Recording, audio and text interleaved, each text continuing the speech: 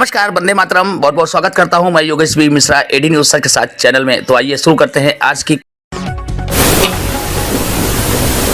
Vadodara GIDC police સ્ટેશનમાં ગઈકાલે એક કમનસીબ ઘટના બનેલી છે। તેમાં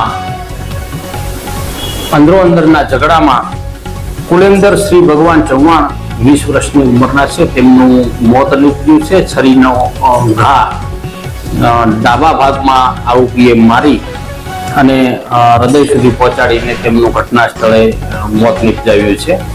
આખી હકીકત એવી છે કે આરોપીઓ કુલ 7 છે। અત્યારે રાઉન્ડ અપ કરી લીધેલા છે આરોપીઓને।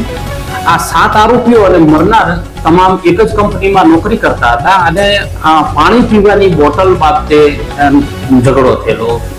જે પાણી પીવાની બોટલ હતી અને મરનારે કીધું કે આ બોટલ મને આપ, મારે પાણી પીવું છે, અને સામે વ્યક્તિ એમ કીધું કે તારી પોતાની બોટલથી પાણી પી, આ બોટલ હું નહીં આપું। અને એનું મનદુખ રાખી અને જ્યારે કંપનીમાંથી પોતાની શિફ્ટ પૂરી કરી અને તમામ ઘરે જતા હતા ત્યારે આ સામેવાળા રૂપમ, વંશસિંહ, સંદીપ, ભાનુ, બબલુ, પવન અને સાજન, આમ કુલ 7 જણાએ આ જે મરનાર છે કુલેન્દરને રોડ ઉપર ઘેરી લીધેલો અને છરીનો ઘા મારેલો અને એની સાથે જે એક માણસની પણ છરી વાગી છે, પણ એ અત્યારે હાલ સ્વસ્થ છે અને દવાખાનામાં છે।